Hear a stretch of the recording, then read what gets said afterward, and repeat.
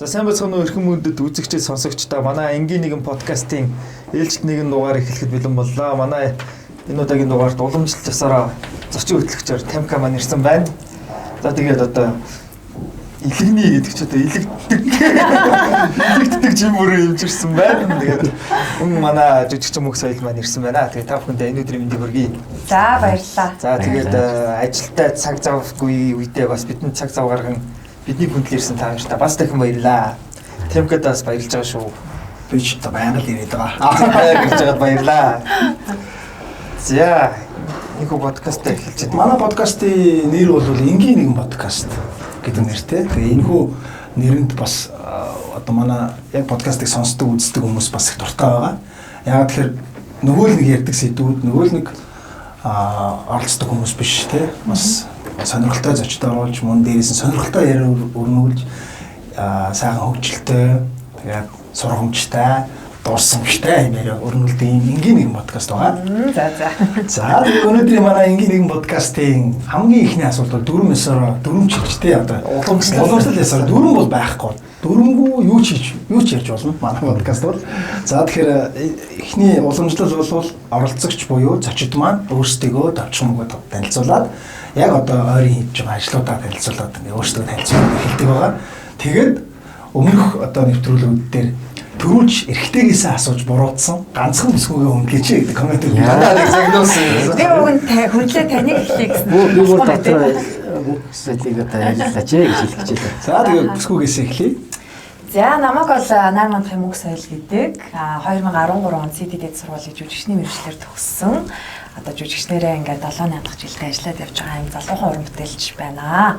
За тэгээ сүүлийн үеийн сонь сайхан гэх юм бол ID фильм болон залуу уран бүтээлчид хамтраад Story Movie гэдэг сторигоор 30 ангитай нэг анги 1 минутын контент хийсэн. Одоо яг гараа явж байгаа. За мөн одоо UBS телевизээр Бэрүүд гэдэг 20 ангитай олон ангитай кино маань саяны бүтэлсэн өдөр түрүүжин талааны бүтсэн өдөр те яг нэгдүгээр анги гараад ингээ явж байна. Sorry нэг бэрүүд гэсэн чи базагсад гэж яг шисээ. Яаж ч яг тэ базтай бэрнэ байхгүй юу? За тиймэрхүү сайн сайхантай. За мундаг уран бүтээлтэй юм байна. За намайг жижиг сүрэнгийн чин бүрэн гэдэг. Би мис заслын эмч мэргэжилтэй хүн. Одоо яг мэргэжлэр бол 23 жил хавдар судлалын үндэсний төвд мислийн эмч захирал. За тэгээд одоо элэг шилжүүлэн суулгах багийн ахлагч зөвлөх гэсэн юм орон тоонууд дээр ажиллаж байна. За одоо сүүлийн үед хийж байгаа бүтээл зүйл гэх юм бол одоо бүтээл гэж бас болно. Яг тэгэхээр бид чинь нөгөө эрүүл мэндийн салбарт аль болохоор хүмүүст төвөггүй орчин цагийн энэ дижитал трансформашнд тохирсон ажил хийх гэж бас хичээж оролдоод байна. Тухайлбал бол та бүхэн анзаарсан бол та бүгдийн одоо эмээ өвөөнөр эмнэлэгт явахдаа нэг цуцаан карт бариа явдаг шүү дээ. Нүүхэн бүр ингээ сэмэрцэн тий. Урагдсан, дээр нь цаас гарцсан, араас нь наадсан, үдцсэн тэгээ тор дүр. За тэрийгэ барьж явахгүй бол нөгөө эмчнэр нүүзээ загнаад энэ ч одоо дотоо нөгөө өмнөх юм чи хаанаа ингээд хэцүү байдаг.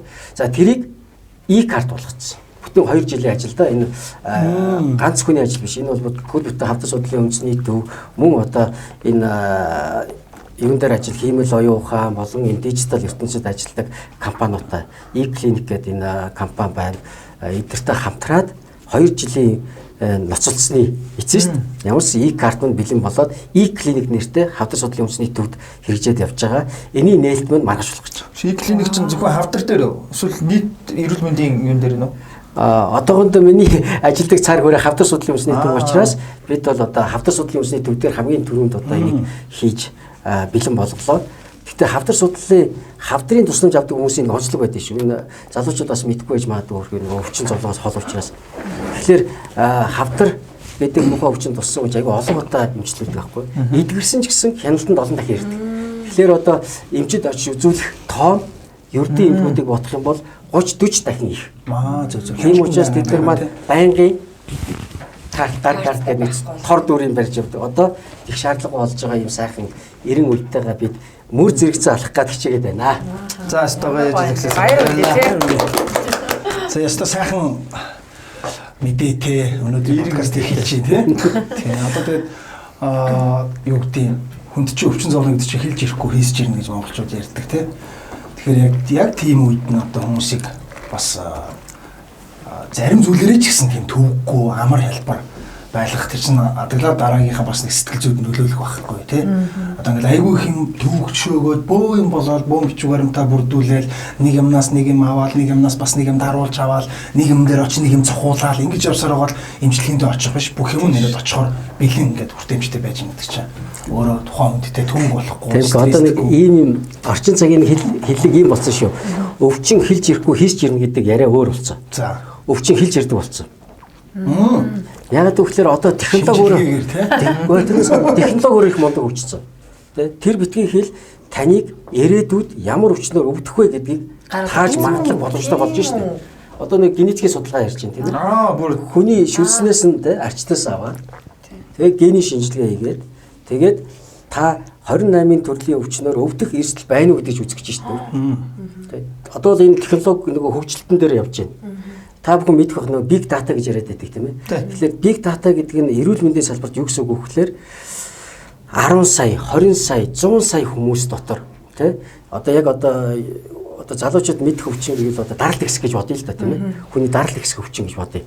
Тэгэхээр тэр одоо баяраач гэдэг юм хин гэдэг юм тий. Тэр баяраа ирээдүйд даралт ихс өвчнөр өвдөх магадлалыг үүсгэнэ шүү дээ. Тэгэхээр тэрийг яаж хийдэг вэ гэхээр нөгөө 100 сая хүн даралт ихссэн 100 сая хүн тэрний гений шинжилгээ хийгээд бүх одоо гений шинжилгээг тоолох нь шүү дээ. Тэгээд эрүүл 100 сая хүний генийг тоолсон байгаа. Даралт ихсдэггүй. Тэгээд тэр хоёр ингээ харьцуулахаар ялгаатай хэдэн өөрчлөлтүүд нэг харагдан та. Тэрийг ялгаж аваад за ийм ялгаатай гений кодтой байх юм бол энэ хүн ирээдүйд даралт ихсэх өвчнөөр өвдөх магадлал нь хэдэн хувьтай. Тийм ээ. Тэгэхээр нөгөө хийш ирнэ гэдэг маань ирээдүйд юугаар өвдөж болох вэ гэдгийг тооцдог болох. Нaan бид нар өөрчлөн сэргийлж мэддэг болох юм шүү. Датан дээр үндэслээд анализын гутаа харьцуулаад гаргачих юм шүү дээ. Жишээлх юм бол бас одоо юу гэж байна? Чихрийн шижин. Тэ? Бас л манай залуучууд бас мэдэхгүй л баг. Гэхдээ л одоо бид залуу насндаа хамаагүй нөгөө баг нөгөө газта кола, пепси одоо заавал кола гэж байгаа ба шиг бүгдийг тэ? Газта нөгөө чихртэй ундаанууд гэж чинь яг ийм стаканыг авахд 12 шиг явд байгаа гэж бид нар. Паа. Тийм амир шүү дээ. Тэгээ мэдхгүй ингээл олон жил ууж явсаар байгаа л тэгтэл нөгөө цуснд орсон их сахарыг задарч биеэс алга болгодог тэр инсулин гэдэг бодисыг тогтмол ялгаруулж чадахгүй гэдэг гений алдааг л харчиж байгаа байхгүй. Тэгээд ирээдүйд сахараар өвдөх үү гэл Тэгвэл одоо нэг подкаст болгоноор юм шинэ юм сураад ингээ ойлгоод яваад л та. Тэгээд битүүчүүд ингэж байгаа шүү дээ. Битүүчүүд ингээл нэг 3 хоног 4 хоног сургалтын суугаад байгаа байхгүй. Өргөдөж ирсэн зочдоос гоё мэдээлэл авчаа, шинэ зүйлийг таньж мэдчихээн тий. Одоо би бол явсан дээр нэг стүүлж байгаа юм биш нэг подкастын дугаар бичээд 2 зочинтойгоо ингээд нэг бид хоёр нэг тий 30-40 минут ярилцдаг. Энэ хугацаанд нэг ном уншсан юм шигч гоё мэдээлэл авдаг тий. Шинэ соргог мэдэж авдаг. Ямарваа нэгэн хоцорсон юм шинээр мэдэж авдаг. Бүр огт сонсож байгаагүй зүйлээ мэдэж авдаг юм. Аюугаа сонирхолтой байдаг. Яг энийг бас доор комментээр маш олон хүмүүс бичсэн байсан. Тий. Өмнөх хүмүүс зочдын талаар энэ хүн чинь ийм хүн байсан юм уу гэж мэдэж авсан байна. Дээрээс нь энэ бас зөв сэдв байна гэх юм уу тий. Тим комментүүд айгүйх байдаг. Тийм учраас ингээд гоё өнөөдөр дөрвөлээ сайхан ам халуул. Сайхан ярьж өгөн даа.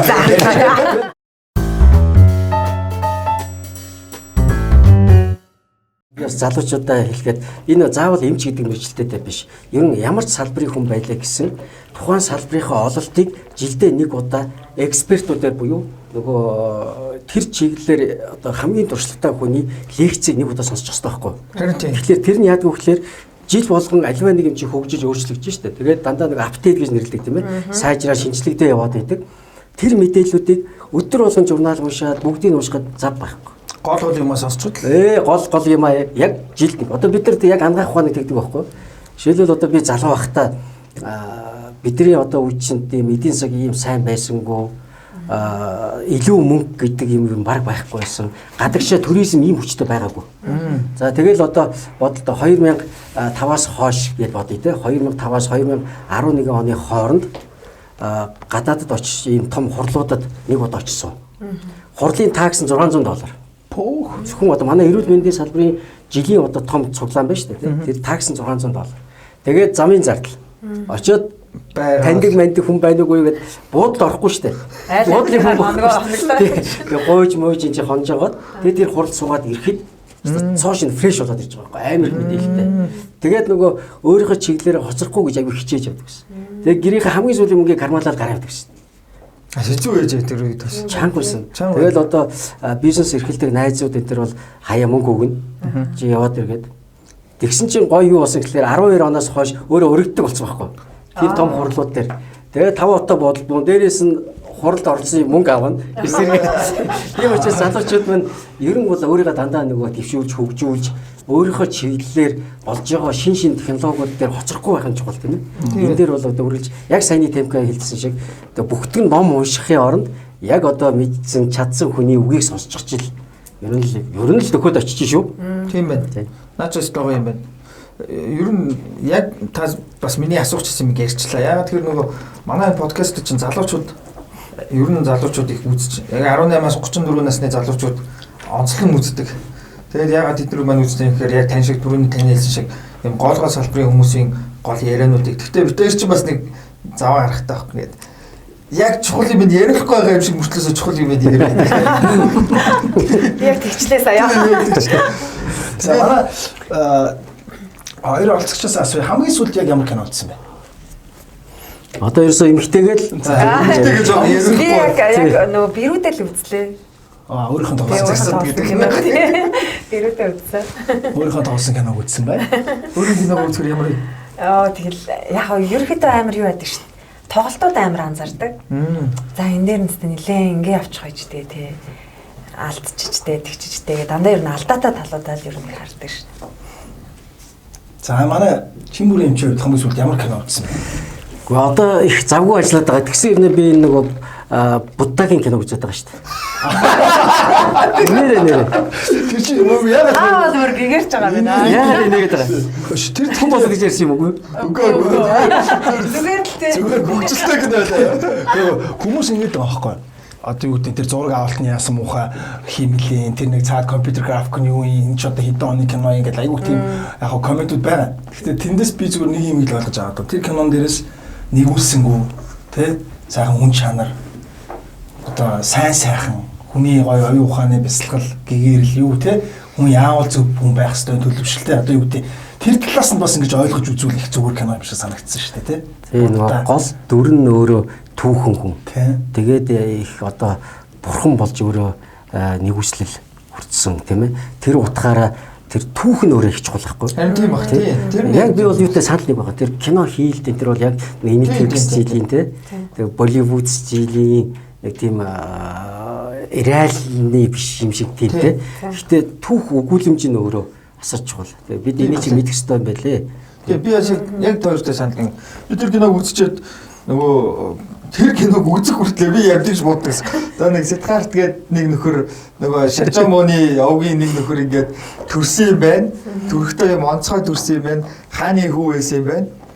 Тэгэл гэгэрцсэн юм байна гэж ойлгочихсон чи юу тэр киног үзсэн чинь тэр бүх юм гарч ирлээ шүү дээ. Яаж одоо нөгөө ээж нь ягаанаас сурсан дараа нь яаж том болсон яав нь яасыг бүр ингээд гэхдээ би тэрийг ингэж нөгөө хальт талтал үзээл идэг. Гэрт орохоор л манад гарч идэв. Тэгээд хальт гарчаад ингээд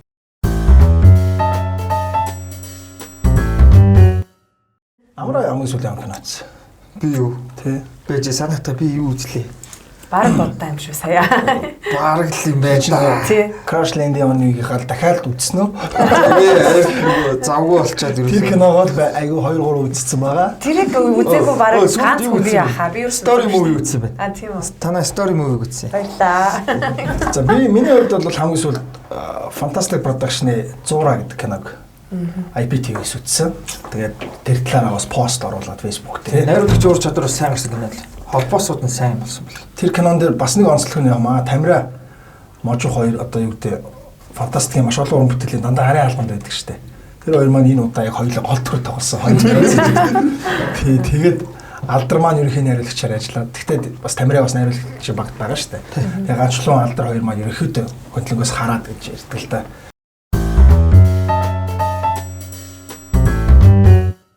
Би тойроос нэг юм асууч. Соёлын яагаад жүжигч болсон юм? Би чинь ер нь 10 жил байхасаа л модэлд байсан шүү. Бүр багын. Тийм багын 6 7 дугаар ангиас эхлэв. Тэгээд уг нь яг 10 жилээ төгсчөөд уг нь эмч болох гэсэн юм. Манай ээж чинь эмч хүн баггүй юу? Тэгээд ээж маань нөгөө гэр бүлээсээ нэг хүүхдээ эмч болгоно нэтрэгээл намаа гэж яриад идэг гэсэн.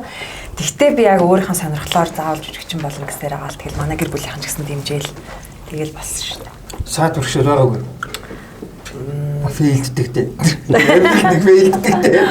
Гэхдээ гайгүй хаа сургуулаад жоохон одоо Сүйс дугуйн орё гэж бодож ирсэн. Гэхдээ би яг 10 жилээ төгсчөнгөтэй Солонгос руу очиод сурч ирсэн байхгүй тэнд 3 жил сурсан. Тэгээд ирчээд Сүйс чалгалтаа өгөх гэсэн чинь нөгөө хоцорсон байсан. Тэгээд CDD-д сургуульд орсон. Жил алдаад яваа. Тэгээд ерөнхийдөө нөгөө гадагшаа сургуульд явах гэхээр улсын сургууль биш, хувийн сургууль байна гэдэг тал дээр жоохон онцгүй байгаад байдаг. Тэр тал дээр л жоохон фейлцэг болоо гэж бодсон. Тэрнээс иш бол нэг тийм дартан байсан. Энэ хүртэл зам байсан. Айгуу л байсан. Юу тууштай л байсан биз дээ. Тийм тууштай л байсан. Тэр л хамгийн жоо. Цэнгүүр ах яагаад имчилцээ бэ та? Миний түүх арай их тийм эдрээ те. эдрээс тийш ер нь нэг тийм өвөрмөц түүх гэх юм уу да.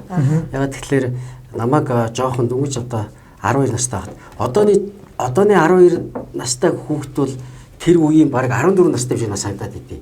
Тэр үеийн 12 настай хүүхэд бол одооны баг 10 настай хүүхдэд тэнцэх байна. Тийм баг. Тийм. Үзэж харсан, мэдж байгаа оюуны тэр хурдтай хөгжил энэ төр харах юм бол одоо миний хүүч 3 настай л энэ урдсан тэрийг үзчихэд help гэдэг англи үг хэлээд байгаа шүү дээ. Тэгэхээр чинь нэг хөгжил бол шал өөр.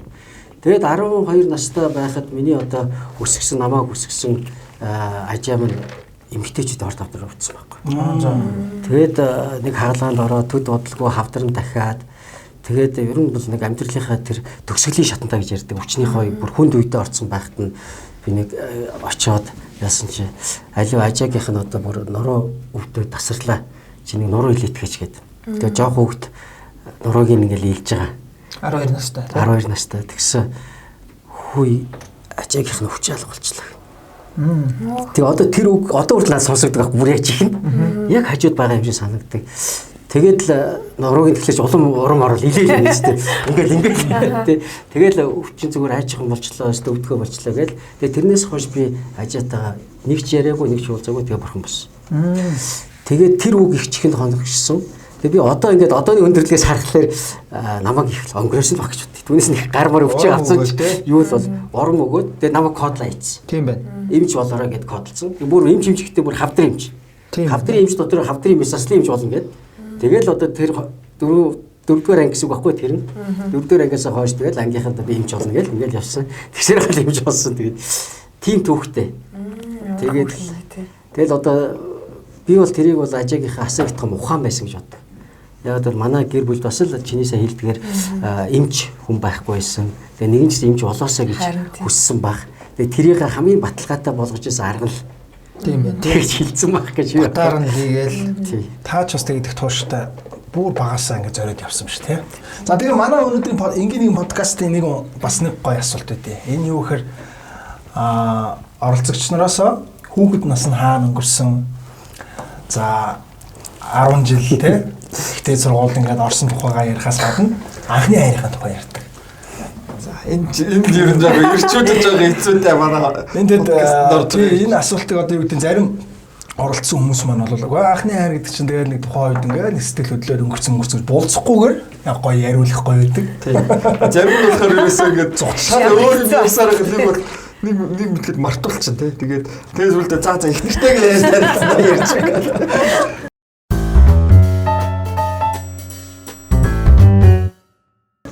За одоо та эхэлчихье. За чи бүр чи хүүхэд нас хаана өнгөрсөн?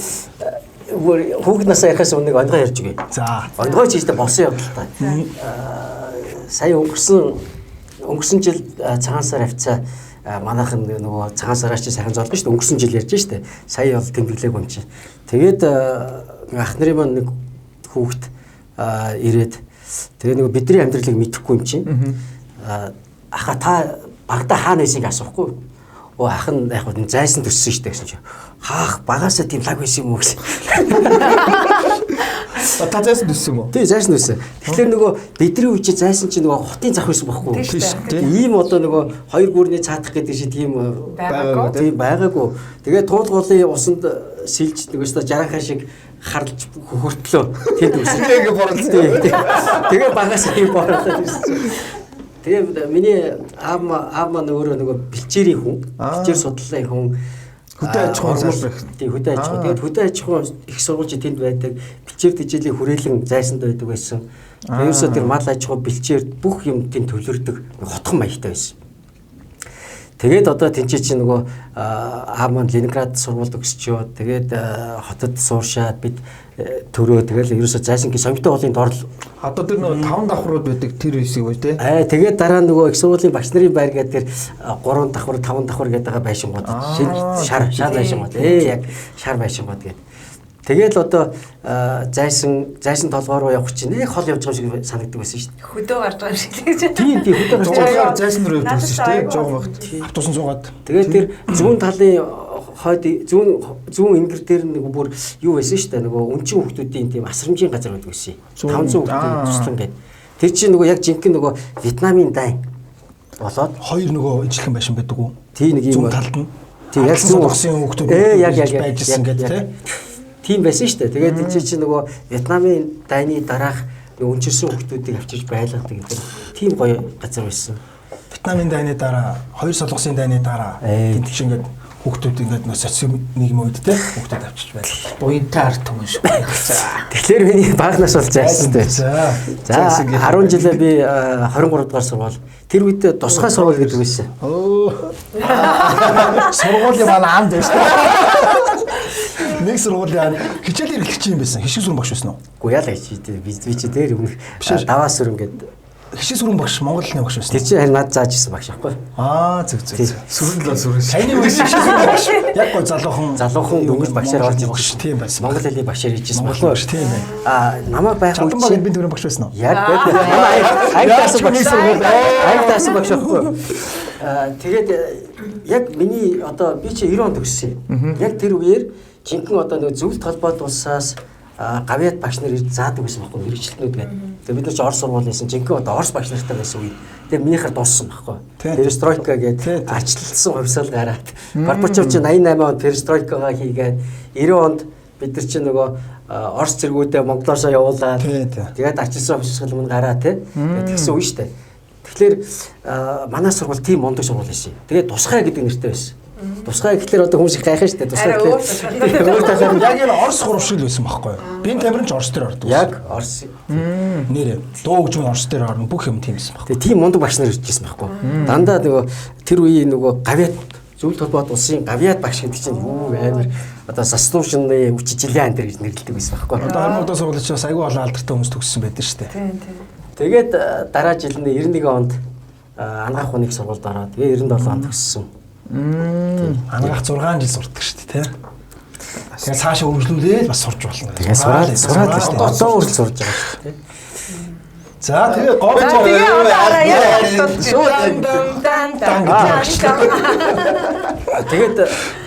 Тэгээд яг та нөгөө анхны хайр гээд нэг сүтэн баг өгөхлөө та бодлоо ярьж байгаа гэж бити бодоорой. Яагаад тэгэхээр би нөгөө хүүхэд байхдаа айгүй спортоор хичээлдэг байсан. Охин харах завгүй. Гэхдээ завгуудаа биш одоохоо. Яасан гэхэлэр бидний үед чи нөгөө тийм нэг Оросын нэг тийм идеал одоо тийм жинхэнэ одоо эр хүн ямар байх ёстой гэхэлэр бүх хэмиг чаддаг гэдэг универсал гэдэг үзэл бодол тэр үчи байсан байхгүй. Тэгэл одоо хөл бөмбөг тоглож чаддаг, сакс бол сакс, барилдвал барилдан тий хамгаалах урлаг бол хийчин самбо тий. Тэгэл одоо хичээл номдоо сайн. Ерөөсөө бүх хэмиг чаддаг, усан сэлэх ёстой дуу, цанаар босох ёстой гэл тий. Тэгэл тим нэг идеалыг ингээд багш нар нь ингээд бог гэж толгойроо чигайцсан. Тэгэл тим болохгүй. Тэгэл би чи одоо чөлөө бөхөр хичээлдэг байлаа хүүхэд байхдаа. Тэгээд нэг юм ихлээр айгүй нэг тууштай хэтрүүлж хийгээд тэгээд нөгөө хэтрүүлж хийгээд нөгөө гар дээр би ч одоо 60 мар санаад гэсэн амар байсан шүү дээ хүүхэд байх ч одоо дүнгэж одоо 3 4 дугаар ингээ хүүхэд шүү дээ. Мундаг энэ тий.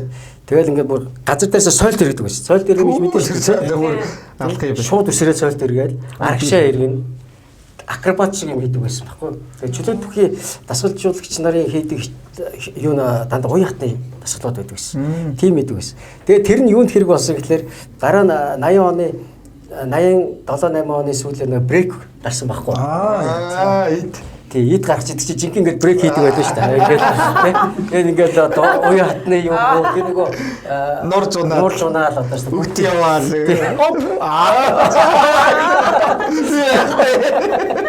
Тэгээд одоо ингээд шүү дээ. Тэгээд дараа нөгөө бас их модон нөгөө талбайн теннис гарч ирээл. Тэгээд талбайн теннис бас тоглоод эсвэл бас дасгалжуулагч энэ төр хийгээд Таа ч бүр одоо эшиг би. Тэгэл одоо нэг жил асууж хийж байхдаа би бүр дасгалжуулагч хийжсэн юм. Давхар дасгалжуулагч энэ төр хийгээл ингээл тэгээд ингээд нөгөө нэг тийм анхны хайр гээл октод эргүүлэх захаа махаа энэ бич үзээгүй одоо тэгэхээр хотлоо ярьж ин зүгтээ болдоо. Тийм нэг өөрийгөө завгүй байлгаад нөгөө талаас бас нэг тийм айх дээр өөрт бодол байсан юм шиг ба.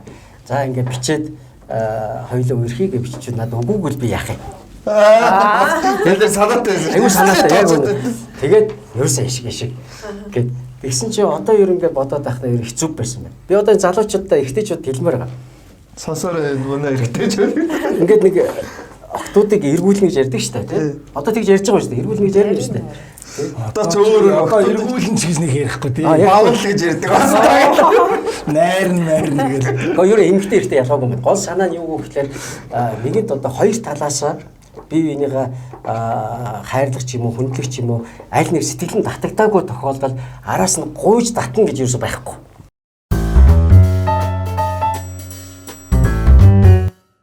Бөө сэтгэлийн хямралд орж, бөө депресд орж тэгээд одоо хоол унаасаа гараад эм орох гэдэг тийм үү эм орох. За одоо эмомодоо Юугаар ярьж депресс. Эмо.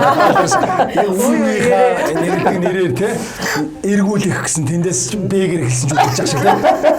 За яа цааш. за одоо тэгээд хамбал одоо хэдүүлээ амьдарч байна. тэгээд одоо гурван амьдарч би дөрөв хүүхэдтэй. Миний одоо өмнөх ихнэр маань 3 сайхан охин над төрүүлж гисэн. Тэгээд амьдрал маань бас ингээд амьдралын ухчаанд бас идэгдээд, илэгдээд тэгээд одоо гэр бүл салах юм харамсалтай тохиол болсон. Энд бол одоо хин нэг нь буруутай биш. Миний одоо хүүхдэд ээж бол асар одоо ухаантай, боловсралтай, мундаг.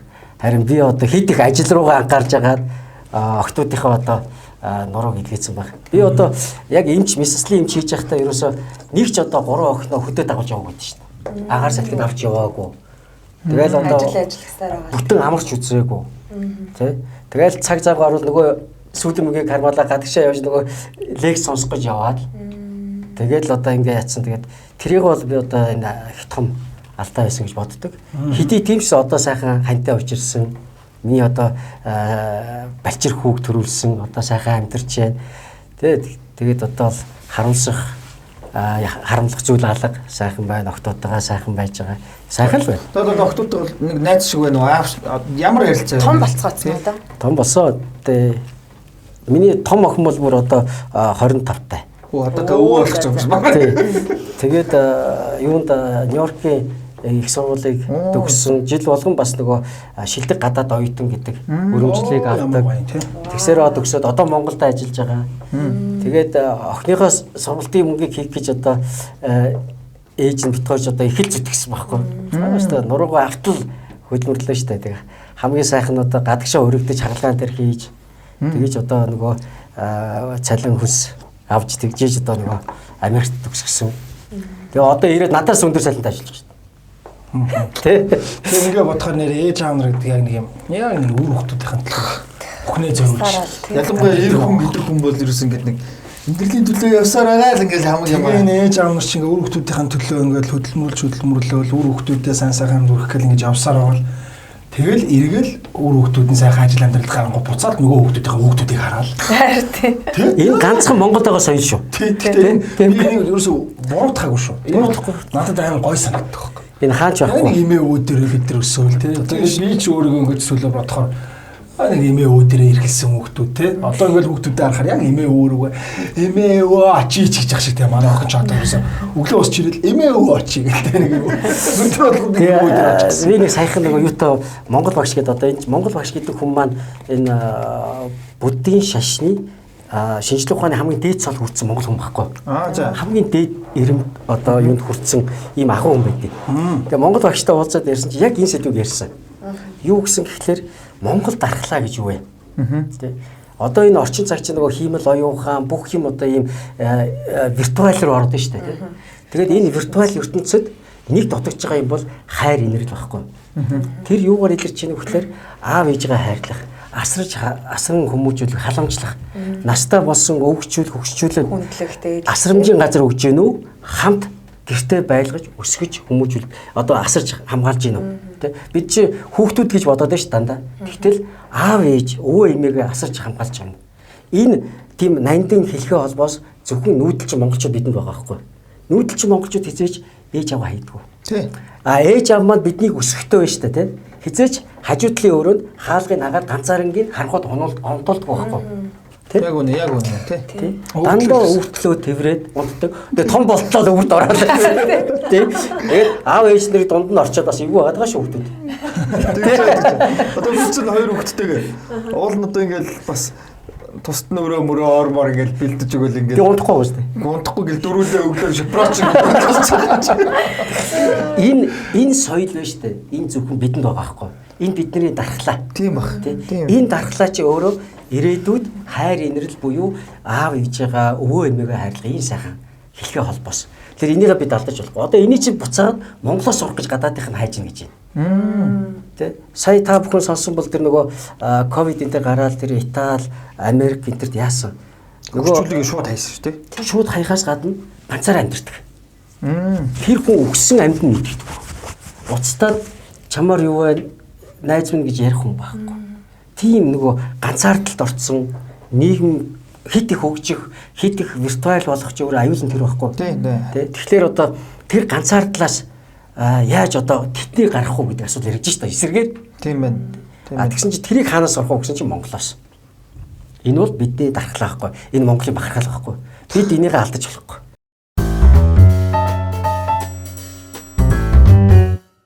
Илэгийн багнаас хайр дуртай. мартсан гэж зүгээр. Амар орцсон бүр ингэсэн юм шүү. За миний бага нас гэх юм бол би чи яг нөө арчлалын үед төрсөн хүүхд таахгүй юу?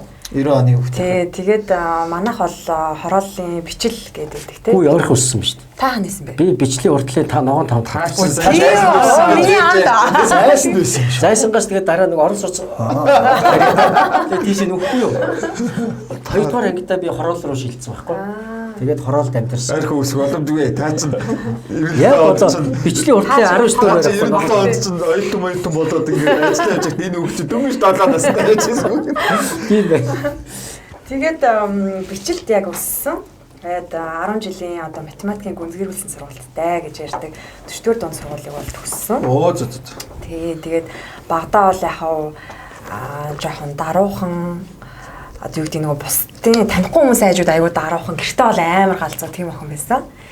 Тэгээд аавынхаа мөөмийг болоод 7 нас хүртэл өгсөн юм дээ. Аавыг ч зоосон байж. Тэгээ нөгөө кенгурушэ гэдэг нөгөө найзууд аягүй шалдаг. Аавын найзууд, ээж мэжийн найзууд ирээл бүгдээр хөзрөмзөр тоглоод гэртээ ангууд би нөгөө ингээ потолкын дотор нь орчдөг. Тэгэл хүмүүс инээлдэнгүүт эндээс нөгөө яг кенгуруш ингээ гарч юу болов гэж. Тэгээ буцаж ороод нэг мөөмийн ингээ одоо имрээлтэй нэг мөөмийн идэл ингээ байж хөөхтэйсэн. Зоод өгөөч. Тэгэл аав ер нь л аавын л охин байсан л да. За одоо сая хайр дурлалаа. Яг шууд аавын охин юм байна тий. Аавын охин аавын охин байна. Аавын охинууд аавын ингээс гараад хэрхэн өөр залуугийн Аваараа зүйлсэн шүү дээ. Хэл бах гэж би бодож байна. Тий. юу болсон. За яаж одоо тэр хайр гэдэг юм бэ? Би яг өөр стилээр зохиод одоо сэтгэл дотроо тэгж одоо тэр зүйлийг мэдэрч.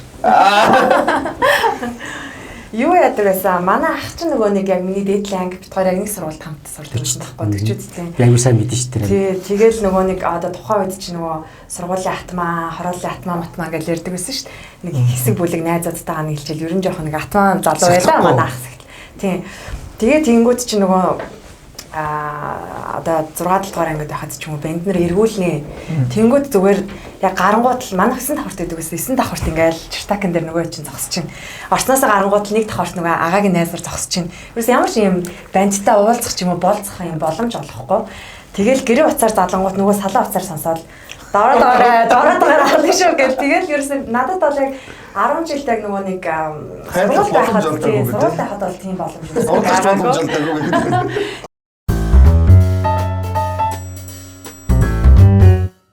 Facebook гэж байхгүй бах чинь бид ингээд нөгөө ангид юм гоо дурсгалын дэвтэр гэдээ явдаг. Байсан миний үед хүртэл байсан. Тэгээд бид нар яагаад ч 8 төгсөхдөө монтаж хийлгээл тэгээд дурсгалын дэвтэр ангид аялал хүүхд болгоны ингээд дурсгалын дэвтэр Камкач өнөөдөр айцхан дэвтрийг авч яваад бүгэлчээд аваад өө тэгээд бараг дурсгалын дэвтэр өгөхгүй болгоонд нь юм чи сая одоо хүүхд болгоны нэг дурсгалын дэвтэр нээсэн те. Ус чи дурсгалын дэвтэр нээгүү юм уу? Яах би нээхгүй зөв бос дутахтар бүглөөд орчих чи гэсэн хүүхдч байдаг. Тэгээд би ингээд хараал дурсгалын дэвтэр ингээд бүглөөл тэгээд бүгд дээр ингээд нэрээ бичээл надад зураг мураг наагаал бидний үед яг тийм биз тэгээд тусгалын дэвтрийн эзэнд нь зориулж дөрвөн мөрзөр бичээд чи тийм үү. Тэгснэ ингээл өөрийнхөө сонсдог ямар хандлага сонсох дуртай нэг дууныхаа нүг мөгийг бичмчээл. Тэр өөрөө эргээ бодоход бидний тухайн Facebook л тийм байсан.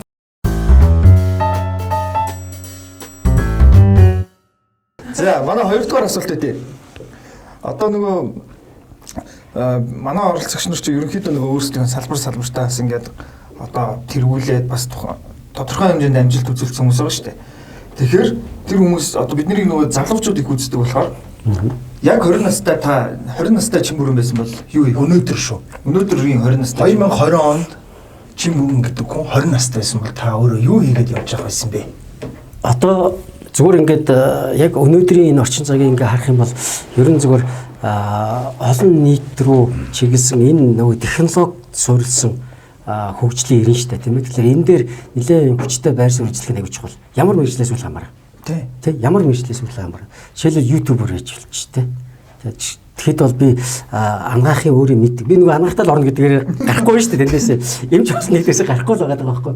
Тэгэхээр өөрийнхөө ангаахт сурж исэн тэр мэдлгүүдээ хөгжүүлэх бусдад энийг сураад би нэр ийм ойлгож байгаа юм байна штэ гэдгээ ютубер маягаар тэрэндээ илүү хөгжүүлж тэгээ тэрнгөөрөө дамжуулж бусдад нэг мэдээлэл түгээх өөрийгөө нэг илүү их одоо олон таниулах тий. Тэгээ тэр мэдээлэлээрээ дамжуулж эрүүл мэндийн боловсролыг олгочих тийм чиглэл рүү ажиллах байсан болов уу гэж бодож байна. Тэгэхээр би нөгөө энэ техникийн бас их хоббитэй байхгүй. Тэгэхээр бас тэр чиглэлийн технологийн олдуудыг яаж ангаахтай уялдуулж яг тэгэхээр тэр үед ангаах сурахад аяг хэцүүсэн байхгүй. Я бид нар чи одоо нөгөө ийм ютубер дамжуулан хичээл гэж байсангүй тэр нөгөө анимашн гэвэ шүү дээ тий. Анимацаар ингэж нөгөө хүний анатомиг хүртэл ойлгуулахад аяг хэцүү байсан байхгүй. Дандаа зөв хар зураг. Дандаа 2D номон дээр. Тэр чи ойлгоход бол нэлээ дотроо виртуал бодохгүй бол төсөөлж чаддаг. Тийм ээ. Тэг чи одоо анатоми гэж булчин гэдэр яг чи та нар дасгал масгал хийж штэ тий. Энэ булчин бицепс, трицепс энэ булчингуудыг ажилуулахын тулд гар дараа сумнах, араараа сумнах энэ төр гэл ингээл яг ойлгомжтой болчих. Тэрийг ч ойлгохгүй ороод тэгэл тэр булчин яадаг ингээл мэдэхгүй нэг олон ном уншаал тэгэл чэйжлэл анализ толгойд үлдэх юм байсан. Тэр би бол одоо тийм байсан бол энийг илүү болгож тэр сурах бичгийг ютубер байх нэ. Тэгвэл миний хувьд бол ингэж бодоод идэв шүү дээ. Одоо яг нөгөө сошиал бас идэвхтэй ингэж хөгжиж байгаа учраас хүн болгон л тэгээд иж магадгүй л дээ. Гэхдээ ингээд нэг зүйлийг анзаараад тахад одоо өсвөр насны охтууд маань банд нар маань тэгээ бүгдээрээ л нөгөө од болох хүсэлтэй. Бүгдээрээ л амар ингээл сүүлийн тренд болсон хувцснууд өмсөөл те амар одоо юу гэдэг гар утас машин бараал ерөөсөө ингээл нэг зураг авахулсан инстаграмын од болохыг ингээд хүсэж байгаа юм шиг анзаарагдаад байгаа байхгүй юу ерөөдөө харж хагаад тэгээ инфлюенсер бас ингээ олонний танил хүмүүс маань зөвлөгөө өгөхтэй хүртэл те одоо юу гэдэг чи баг одоо байрны урьдчилгаа өгөөд нэг байр аваад тэрнийхэн зээлийг төлөх гэж ингээ зовж амьдарч ахаар камера аваад те ингээд одоо од олмол гэдэг ч юм сонин зөвлөгөөнүүд өгөөд байгаа юм шиг харагдаад байдаг. Тэгэхгүй зүгээр яг өөрийнхөө сонирхлыг олоод тэрнийхэн дагуу боловсрал мэдлэгээл дээшлүүлэх одоо зүйлдэ хөрөнгө оруулаасаа л гэж хүсэж байна миний хувьд болохоор. Суралцах хэрэгтэй юм тийм. Сонирхлоо олоод суралцах. Тэрнээс ч одоо хүн болгон ерхийлэгч, хүн болгон захирлаа, хүн болгон од болох шаардлагагүй шүү дээ тий. Одоо инстаграмаар олон дагагчтай байлаа гэх тэр амар ухаантай мундаг бүсгүй бас биш л ахгүй тий. Одоо инстаграмд дагагч шүү дээ. 140 гайгүй шүү дээ би. Намайг ортой байсан бол чи юу н асуугаад байдаг чамаас асуул та. Харин нэр би ч одоо хайртайс хэлэх хүнээс асуусан хөө.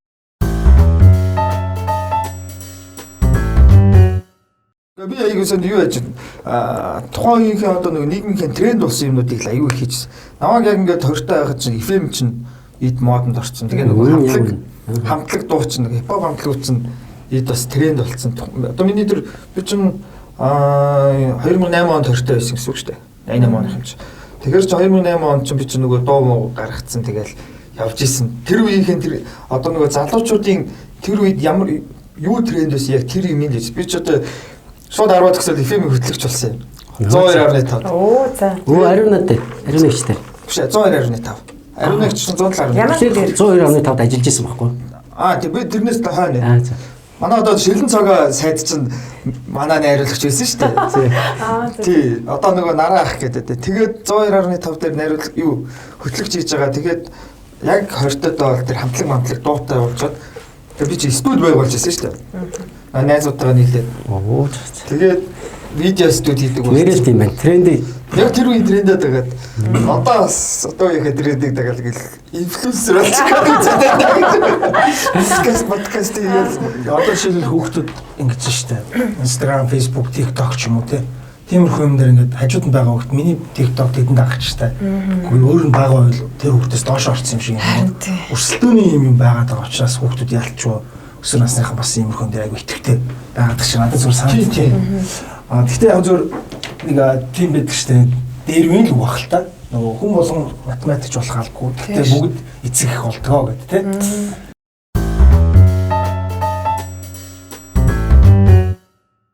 Чимгүрэн анхаас асууна. Одоо тэгж байгаа штэ. Та ч бас одоо ингээд нэг өөр одоо та ч ингээд эрүүл мэндийн салбарт явж байгаад өөр салбар руу орох гээд штэ. Тэгэхээр чи нөгөө одоо ийм сайн хүнийгээ бид нар тийш нь явуулахгүй энэ сайн хүн эмч хүн эмчээл хийжээгээ тэгээд байгаа штэ. Тэгэхээр яагаад та ингэж өөр салбарт хөвч үзэж байгаагаа нэг тайлбарлаач. Тий, яг би дөнгөж эмч болоод нэг хүний бие дотор байгаа өвчнөд ихлэ ноцолцсон байхгүй. Хааст амар мундаг тэрж дийлдэг болохгүй баатар болохгүй үзээд байсан чинь ганц хүн гал болохгүй гэдэг шиг дийлэхгүй байхгүй. Дараа нь баг байгуулад тасаг байгуулаад залуучуудаа бэлдээд бөөнөрөө нэг өвчнөд ноцолдож байгаа. Тэгээ ноцолдоод ингээд явхлаэр тэр өвчний учир шалтгаан ёцоорыг устгахгүй бол тэр өвчин хизээс дуусахгүй юм байна. Хизээж endless гэж нэрлэдэг те. Тэгээд монголчууд дэлхийн ядар өвдөөлөдөг дуусахгүй. Учир шалтгаан нь BC вирус. За тэгэхээр нөгөө Илэг бүтэн Монгол гэж засгийн газрын хөтөлбөр одоо амраа санаж байгаа 15 оны төгсгөлөөр бид нар энэ талаар асар их мэдээлэл өгөөд тэгээд бүр энэ олон нийтэд ингэж гаргаж ирж иж. Ягаад би нөгөө ютубер гэж яриад байсан гэхэлэр тэр шалтгааныг олон нийтэд ойлгуулах, нөлөөлөх тий. Тэдэнд нөлөөлж, дээрэс нь тэр олон нийт чинь тэр бүгд мэдээллийг аваачаад нөгөө шийдвэр гаргаад улс төрч чинь авчих хэрэгтэй байхгүй. Тэгэхээр тэд нар шийдвэр гаргаж энтэй тэмцэхэд улс их орноороо хамтарч тэмцэх ёстой гэдэг санаа гаргаад ирдэг. Тэгээд Илэг бүтэн Монгол хөтөлбөр хэрэгжээд энд бол олон хүмүүс оролцсон. Би ганцаар хийсэн биш шүү тийм ээ. Тэгээд энэ дээр ингээд оролцоод ирэхлээр бид сая 300 иргэндээ BC вирус байна гэдээ үзсэн. 100 мянган гаруй иргэнээ C вирусоос эмчилсэн. Ирээдүйд тэр илгэний өвчнөр өвдөх байсан 100 мянган хүн эмчилсэн байхгүй. Энэ айгүй сайн. За ингээд цаашаа ингээд явсан чинь нөгөө хор тавдар гэдэг өвчин. Би нөгөө хавдрын захирал болоод ингээд хор тавдартайгаа тэмцэх гэхлээр нөгөө л хожим онцлогддог. Би нэг өдөрт нэг чадан ядан нэг 2 хүн хаглаа хийж. Гараад очсон хөлөө эцэстэл зогсоод 2 хүн хаглаа игээд 2 хүнийг аварчаа нэг сайхан баяртай гарч ирэл ар гэрийнхэн тэр таларсан тэр сайхан харц тэр баярын тэр мэдрэмж ганцхан надад мисаслын эмчнэрт байдаг гоё мэдрэмж авахгүй. Тэрийг мэдрээл гарч ирэхэд л өдөрт 16 хүн хор тавдар гэдэг оншийг шинээр сонсож байна. Тэр хаалгаа хийж дуусаад дөнгөж байж идэл 12 хүн энэ хор тавдар гэдэг өвчнөд нас орж байгаа байхгүй. Тийм шүү дээ. Тэгэхээр энэ муухай золгийн тойрог яаж зогсоох юм? Яаж эцэс тавих юм? Олон нийтээрээ тэмцэж урьдчилан сэргээл эрт дэлгэрүүлээд ядаж хоцорж оншилдгоо. Эрт оншилчих юм бол тэр чинь нөгөө сайн имжлэгдэг байхгүй. Үхэхгүй шүү дээ. Үхэл гэдэг үг биш. Тэ? Тэгээ имжлэг боломжтой. За ингээл нөгөөдгий чинь хийх гээл хууль мөл санаачлал ингээл лобби бүлэг үүсгээл ингээл одоо лобби гээл тэгэл хууль арайч үгээл нэг батлуулаад ингээл яад. Тэгтэл эний чинь ахаад л ингээл үржлэл зогсоох хэрэгтэй шүү дээ. Тэгэхээр энэ учир шалтгааныг зогсоох гэдэг чинь аюул чухал. Тэгэд олон түвнийг энэ 3 сая иргэдэд аврах. Тэгээ ийм боломж байхад зүгээр гар хомхиод би би мундаг мисаслын хэмжээгээ суугаад өөрийгөө нөөгөөд залхуураа суугаад иж болохгүй шүү дээ. Тэгэхээр энэ чинь нэг талаасаа би өөрөө баг гинт хэрэгтэй шиг болчиход байгаа байхгүй юу? Шалтгаан устгах арга нь мэдчихэж зүгээр суугаад иж болохгүй ч. Одоо бүр бодлогын том төвшин явж Монгол улсын хэмжээнд ярихгүй болохгүй тийм ээ. Тэгэхээр ерөөс нэг үгээр ийм л юм байна.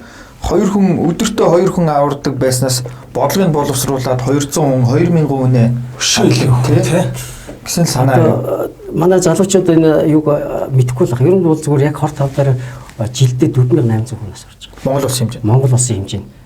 сумаас их. Зарим том сум бол 4,000 хүн амтай. Зарим сум ч 2,000 хүн амтай. Хоёр сум жил болгон арчигдж шít Монголын газрын зүгээс. Тийм учраас энийг ингээ хараа суугаад байж болохгүй байхгүй. Тийм ээ. Тэгээд тэр энэ нэг ингээл тоо ярьлаа шүү дээ 4,800. Яг тэрний арт талд мөн чанар руу нэгэд ороод үзэх юм бол нэг айлын нэг хүний амь нас, нэг айлын элэг бүтээн амьдрал, нэг хүний аав нь байгаа, нэг хүний ээж нь байгаа тийм. Нэг хүний хайртай хүн байгаа, нэг хүний ах нь байгаа, өвөө нь байгаа шүү дээ. Тийм ээ. Яг энэ тооны ард бол жинхэнэ амьдрал байгаа байхгүй. Тийм учраас бид энийг зүгээр нэг юм хуураа тоогоор хүүтэй статистикаар ярьчих юм бол яг муухай. Тийм ээ. Цаана бол үнэхээр амьдрал шүү. Нулимс. Монгол хүний амь нас байхгүй. Тийм учраас бид энд зөрөгтэй хүчтэй дуулаа гэж явахгүй бол үнэхээр болохгүй.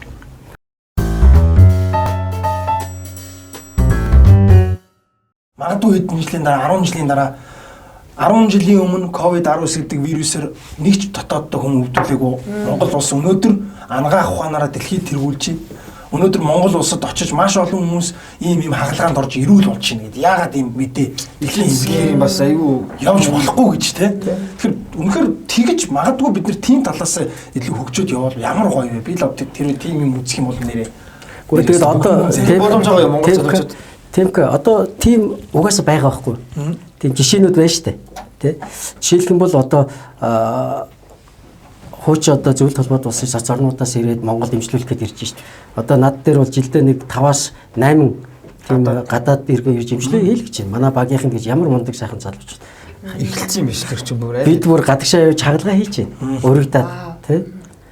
Казахстан, Ирхүү юунд дээр очсон шүү дээ. Санкт Петербург бүр бидэн заадаг улсууд дээр очиод бид бас багаар очиод хагалгаа хийгээд лекц уншаад би ч одоо жилдээ баг улирал болгоо явдсан шүү дээ. Очиж лекц уншдаг. Бидэнд боломжууд байгаа. Монгол хүний ялангуяа нүүдэлчин соёлын бидний авиаст авхаалжтай юм тогтоолд одоо нэг айкуугаар монголчин дэлхийд зураад явдсан шүү дээ. Үнэн үү тэр яг би ч одоо нэг удлаа өөрсдөө өөрөөдөө гэж бодоод. Ягаад гэвэл бид нар ой тогтоолд шал урахгүй. Тэр бол үнэн баха. Бид чинь нэг нүүдэлчин соёлын нэг ам дамжсан үлгэр туйлс харин одоо сүүлийн дээр уншиж гинөө өвөө эмээнээр уншиж өгч гинөө үү? Тэр айгүй чухал байхгүй юу? Тэгэхээр ийм их боломжууд байгаа учраас бидэнд бол айгүй их потенциал. Тийм учраас темпог хэлдэг. Яагаад бид энийг чадахгүй гэж? Яагаад бид дэлхийн хамгийн сайн технологи Монголоос гарч болохгүй гэж? Бидний боломж байгаа. Бидэнд авиас байгаа. Энэ бол бодлогын асуудал байхгүй. Тийм байна. Тэгэл энэ дэр итгэдэг бас те Монгол одоо юу гэдэг Монгол одоос 12 жилийн өмнө нөө Олимпиас ямар ч медальгүй байсан шүү дээ. Тийм шүү. Тэгэхэд Монгол хүн өнөөдөр Олимпиас медаль авчирсан. Амжихгүй дууралж буурлаа. Ингээд одоо бүгд ингээд энэ чинь бас чадчих шүү дээ монголчууд. Тэгэхээр одоо ковид ч гэсэн бид нар 19 гэдэг цар тахлыг алдахгүй байж чадчихээн. Тийм чи ингээд бид нар энэ маш олон юм чадах юм байна. Тэгэхээр юу гэдэг энэ цар тахал ингээд гарснараа бид нар гадаадаас юм хараат байгаа байдал тий. Өшөө бид нар хараат бос болох хэрэгтэй юм байна. Дотоод үйлдвэрлэлээ нэмэгдүүлэх хэрэгтэй юм байна. Би ч одоо сүултээ баг ингээл айгүй их юм ойлгоод байна шүү. Тэгээд бас одоо яах гэдэг амар ойлгоо. Саяны ярианы бас нэг баталгаа нь яаж юм гэхээр яг одоо эрүүл мэндийн салбарт дэлхийд дээр тархсан монголчууд тэнд бас айгүй мундаг ажиллаж байна. Тэр Германд бүр одоо натаа цог анаад өгсөн залуу маань тэнд ортопед буюу одоо гэмтэл заслын дасгийн хэрэглэгчээр ажиллана. Германд. Дасгийн хэрэглэгчээр ажиллаж байна. Эрдмэ гэдэг одоо мундаг залуу байж байна. Тэгээд тэр биш гэдэг нэг бас нэг залуу байж байна. Тэр эртний шилжин суулгах дасагт мэслийн эмчээр тэнд ажиллаж байна. Лабораториуд удирдах шинжлэх ухааны том төслүүд удирдах явж байгаа олон монголчууд. Одоо тэднийг авчирья. Одоо Польшд байж тэ нэг уламжлалт дэмжлэгээр зөв төөнөөрөөр Монголын баг эмчнэр тэнд ноёрхож шít. Тэр зах зээлийг одоо тэр жигт нь бадсан шүү дээ. Тэгэхээр бидэнд айгүй их тийм боломжууд байгаа. Энэ болгон бол ерөөсөө л одоо бидэнд байгаа мундаг одоо юу тий одоо өв гэх юм уу та тий үүнийг одоо баялаг болгох хэрэгтэй байхгүй бид. Тийм байна. Тий түүнээс бол бид энэ чинь дандаа нэг алтаа ухаад нүүрсээ гаргаад зэсээрээ амьдрах биш шүү дээ. Бидэнд асар ихтэй оюуны потенциал байгаа. Одоо эрүүл мэндийн салбарт орж иж байгаа шинэ залуучуудыг би өөртөө айгүй их шүтэж баярлдаг байхгүй. Цалин багтааг нь мэдчихэж байгаа. 10-аас дээш жил сурна гэдгээ мэдчихэж байгаа. Тэгээд эмч болно гэдээ ороод ирлээ. Тэгтээ мэрэгчлээ хайртай. Ирнэ л. Энэ бол миний залуучуудын сэтгэлийн дуудлага байхгүй.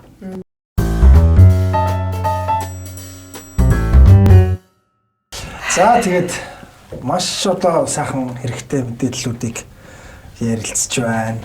Тэ гоё энэ дунд бас баяртай, гонигтай, сургамжтай маш олон яг л одоо манай подкастын гол утга учир бол энэ. Тэгээд бид нар одоо яг энэ дээр гарцсан байгаа энгийн нэгэн подкаст мөртлөө эндээс та бүхэн авах юмаа аваад, шүүр тунгаах юмаа аваад, тэ мэдэх юмаа мэдэж аваад ингээсээ гэдэг үүднээс бидний подкастыг бас хүргэж байгаа. Тэрнээс ч зүгээр юу гэдэг амар завтай хоёр нөхөр энд суугаал, тэ тэгэл завтай хоёр хүн ирээд оролцоод байгаа биш шүү. Маш олон гоё бас хэрэгтэй юм бас магадгүй яг өнөөдөр гараан дээрээ байгаа, мэрэгжил сонголтын дээрээ байгаа, дөнгөж магадгүй 12 дугаар ангид төгсөж байгаа, мэрэгчлээ сонгох гэж байгаа, ирээдүйд Монгол улсын иргэн болох гэж байгаа хүүхэд залуучууд те. Дээрээс нь одоо өнөөдөр бас ингээд ажил мэргэжлээр гараа явж байгаа залуучуудаа бид нар энэ подкастаараа маш олон зүйлийг хүргэе. Маш олон хүмүүстэй уулзуулъя. Тэдгээр улсуудын бас үзэж тулсан амьдралын туршлага, мэдлэг чадваруудыг бид нар харамгүй түгээ гэдэг үүднээсээ манай подкастны нэгэн зорилго бас тэгж оршиж байгаа. Энэ зорилгыг маань маш сайхан ойлгож манай подкастыг сайхан сонсож бидэрт бас урам харилж байгаа маш олон үзэгчтэй байгаа. Тэгээ өнөөдөр яг бас тэр зорилго маань биелж ийн гэж би өнөөдөр хоёр цачин доомор талархалтайгаар хэлмээр байна. Баярлалаа гэдэг ба шүү дээ. Одоо манайхан чимээс баярлалаа гэдэг байгаа. Тэгээ өнөөдөр юу гэдэг маа чимүрийн эмчи маань бас нэг зорьсон зорилго байна. Одоо бас нэг эр хүний алсыг харсан хараа байна. Тэгээ энд бас зорьсон зорилгот нь амжилт хүсье. Мэдээж зам болгон дардан байдгүй. Тэ? Өөрөө ч бас чимүрийн эмч маань энийг туулд өдий зэрэгтэй хүрсэн байгаа шүү дээ. Магадгүй таны цаашдын бас зам мөрт өндөрөөс өндөр амжилтыг хүсье. Манай подкастын хамт олноос болон үзэгчдийн нэрийн өмнөөс амжилт хүсмээр байна. Зорьсон зорилгодоо заавал хүрээрэй, тэ? Тийм шүү. Бахараа юм шүү дээ гэж бодмоор байна. Тэгээ мөнх соёлдоо өнөөдөр хэдийгээр эмч болоогүй ч гэсэн өөрийнхөө мэрэгчлэр тэ бас сайхан Сэтгэлийн дуудлагаар гэдэг. Сэтгэлийн дуудлагаар өөрийнхөө мэрэгчлэрээ бас олон сайхан уран бүтээлж тоглож маш олон сайхан залуучууд үлгэр дуурайл болж тэ бас мөн үнэхээр уран чадвар сайтай би юм жүжигчин хүн шүү гэдгээ батлан харуулсан олон сайхан уран бүтээл тоглож байгаа түмний хайртай сайхан жүжигчин болж яваарай гэж бас хүсээрөө. За маш баярлалаа. За тэгэхээр амраада ихнэрээ хайрлаарай. Ихнэрээ хайрлаа. Анхны хайраа ихнэрээ хайрлаарай. Тэгээ бүгдээрэнд нь хандаж хэлэхэд одоо бид нар тайвшрах болоогүй шүү. Хамгийн гол нь биднэрт өнөөдөр энэ аюултай цар тахлын үед гараа сайн угааж, ариун цэврээ сахиж, үр хөвгтүүдээ сайхан хөл хориотой тий үед гэр эртэн сайхан үлдээж. За тэгээ амны хаалтаа бүгд зүгээрээ гэж бас дахин сануулъя. Нийгмийн хариуцлагын хүрээнд бүгд бие биендээ уриалаарай. Тэгээд бас монголчууд энэ болгоныг давж гарч чадах болно. Хэдүүлээ эргээд нэг сайхан инхийн цагт магадгүй ингээд дөрвөлөө суугаад манай подкаст дээр хэдэн жилийн өмнө юм ууз ямаараа явж байгаа. тийм сайхан цаг ирэх байхаа гэж бодож байна. Тэгээд өнөөдрийн подкастт маань ирж цаг зав гаргасан та баяртай баярлалаа. За баярлалаа. Бас маш гоё подкастнда урьж оролцуулсан явдал бас маш баярлалаа. Цаашдынхын ажилд нь өндрөөс өндөр амжилтыг хүсье. Баярлалаа. За баярлалаа. Ер нь нийгмийг соёлжуулах, нийгэмд ухаарлах, хайрлах энэ үйлс бол дандаа нөгөө сайн сайхны үйлс байдаг. Тэгээд хоёр одоо жүжигчин мэргэжилтэй та хоёр бол нийгмийн оюун санааг эмчлэгч хоёр байхгүй юу? Бид бас тэгэхээр нэг мэргэжлийн усууд гэсэн үг. Хамраамын ч гэсэн одоо яг энэ орчин цагийн найруулагч энэ юу зохион байгуулах гэж. Үнэхээр энэ цаана асар их цаг хугацаа зарцуулж байна. Энэ зүгээр нэг одоо загвар усуудын ажил биш тийм ээ. Тэгэхээр бусдад ухаарлах, хайрлаж ухаантай хүн гэж хэнийг хэлдэг вэ гэж байгаа ингэсэн гэж байна шүү дээ. Бусдын алдааг алдчих яхад нь ойлгоод тэр алдааг давтаагүй хүнийг ухаантай хүн гэж хэлнэ гэж байна шүү дээ. Тийм учраас залуучууд та бүхэн бүгдээ ухаантай байна. За Баярлалаа. Баярлалаа залуусаа. Энгийн нэгэн подкаст энэ үрээд өндөрлж байна. Дараагийн дугаар хүртэл баяртай. баяртай. Би яаж гэсэн үг юм бэ? Ингэчихсэн. Ингээд шүү дээ.